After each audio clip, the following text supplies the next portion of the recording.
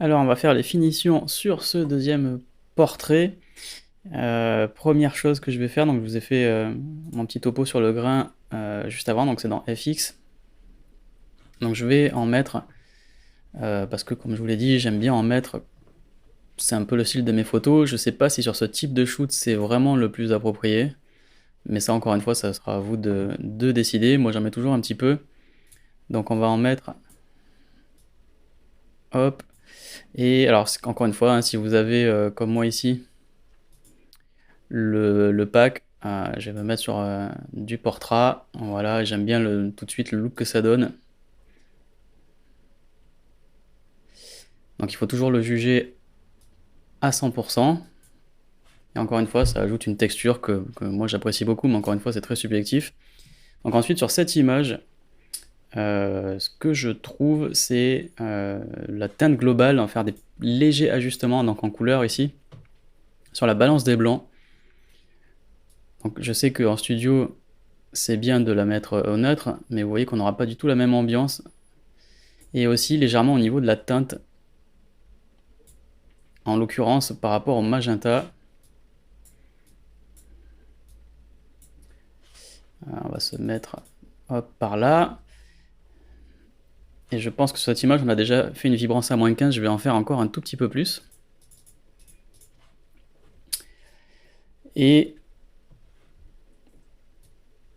ici, on peut se mettre sur un petit virage partiel, qu'on va évidemment pas faire aussi violent que ça, mais pour envoyer un tout petit peu, un peu de bleu dans les noirs, donc avec, vous voyez, ça va surtout se faire ici, regardez dans les tons, dans les ombres.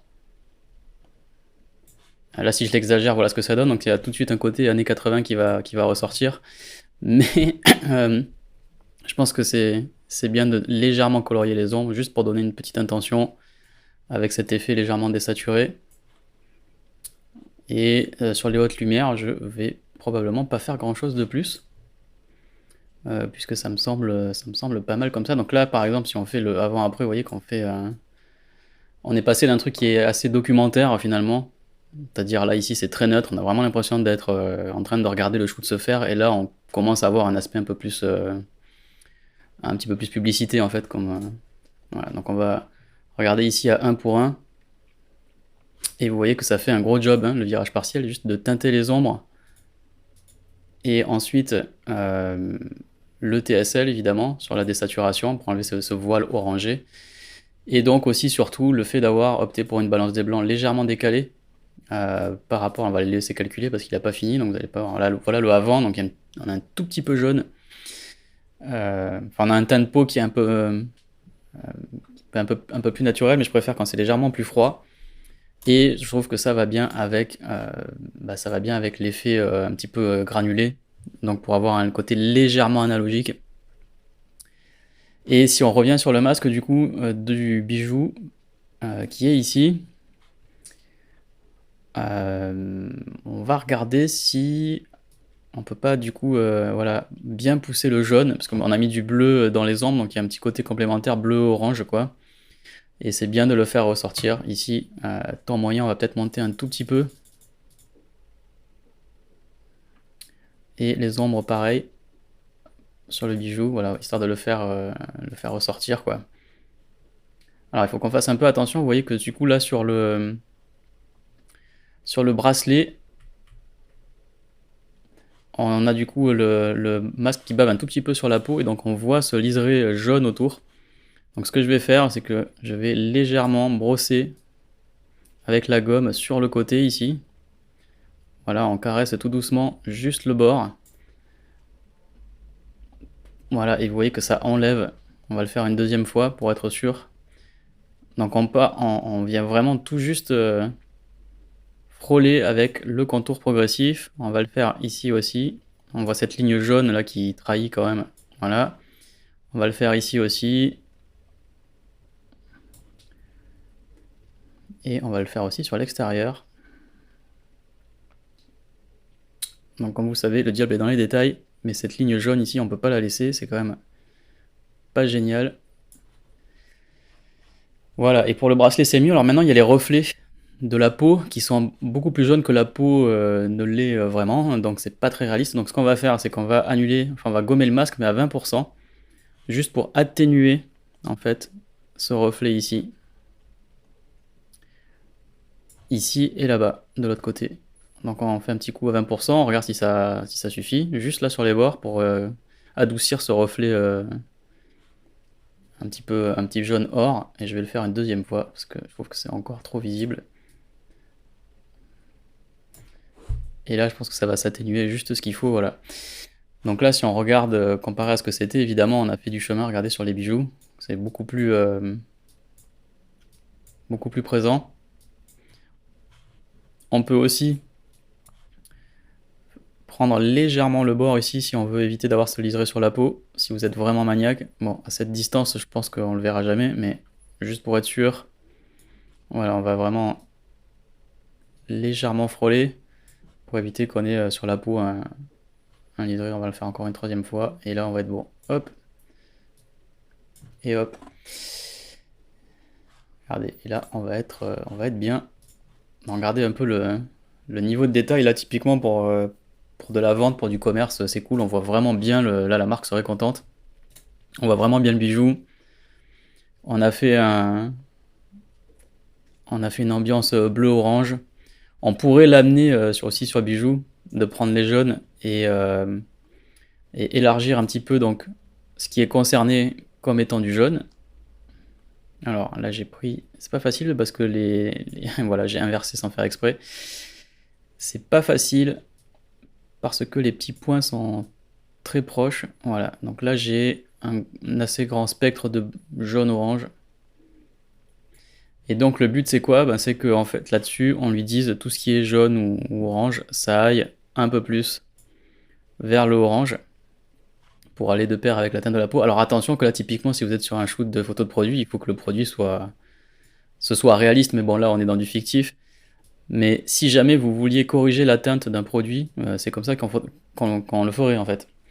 Donc moi typiquement je vais aller un tout petit peu plus du côté du orange, ce qui m'arrange un peu par rapport à l'ambiance globale quoi. Mais évidemment si je travaillais pour une marque là, il faudrait que j'ai le produit et que je vois à quoi il ressemble et quelle est la consigne du client, parce que typiquement il faut bien respecter les couleurs de ce qui est vendu, sinon la personne qui achète après, si elle s'attend à avoir du orange et qu'elle a du jaune ou inversement, évidemment c'est pas bon. Donc voilà ce qu'on a ici, et si on fait tout le chemin, vous voyez que là sur cette image on a fait quand même, quand on est dessus en fait on n'a pas l'impression de faire grand chose, donc là sur le avant, et puis finalement quand même une fois qu'on a tout fait, on se rend compte qu'on a quand même amené cette image un peu plus loin. Donc là typiquement il faudrait aller corriger les hotspots là-haut, donc soit avec les masques comme je vous ai montré, mais c'est vraiment pas facile dans Photolab.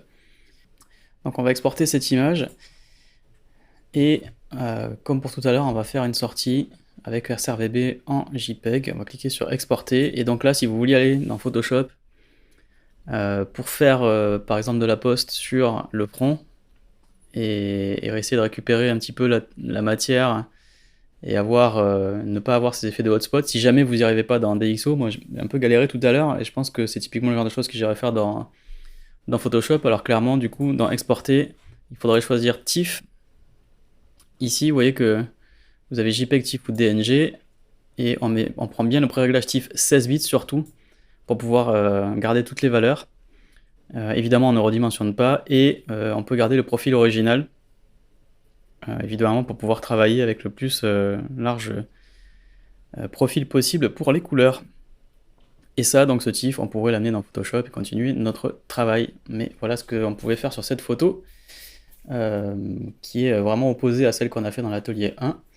Et pour le troisième atelier, en fait, c'est vous qui allez le faire, puisque je vous propose un petit défi.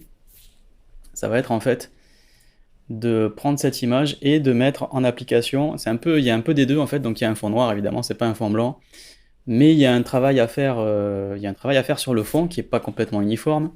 Il y a un travail à faire sur la peau. Il y a quelques petites imperfections parce qu'encore une fois là c'est du 5D Mark III cette fois, donc là aussi il y a un niveau de détail qui est quand même assez fort. Et vous allez avoir aussi de quoi faire du travail sur le make-up, les yeux, la bouche, les cheveux. Et donc encore une fois aussi uniformiser l'exposition qui là, voilà, si vous enlevez tout, hein, vous allez vous retrouver tout de suite avec ce qu'on a en sortie de boîtier, donc une image beaucoup plus contrastée, qui était peut-être finalement pas plus mal telle qu'elle était d'origine, hein. C'est pas forcément une solution de toujours déboucher les ombres, avec un fond, vous voyez, qui était tout de suite lui aussi plus adapté, mais il y a encore un effet de halo sur le fond. Donc il y a tout un tas de choses qu'on a vues sur les 2 ateliers, que vous allez pouvoir faire ici. Et je vous invite à poster le résultat avec vos questions éventuelles, mais poster le résultat sur le salon d'entraide pour qu'on puisse comparer ce que vous avez fait. Vous pouvez évidemment aussi poster les résultats que vous avez obtenus sur les 2 images précédentes, afin qu'on voit le résultat sur lequel vous êtes arrivé. Je suis particulièrement curieux sur tout ce qui concerne donc les hotspots, hein, qui sont un peu plus difficiles à corriger dans DxO sans passer par un logiciel tiers. Donc ce serait bien de voir jusqu'où vous pouvez aller sans passer par Photoshop, évidemment, sinon c'est un peu de la triche. Bon, en vraie situation, on se gênerait pas pour le faire, évidemment, pour ceux qui ont Photoshop. Mais dans DxO, là, on aurait probablement peut-être un peu de difficulté à aller vraiment au bout.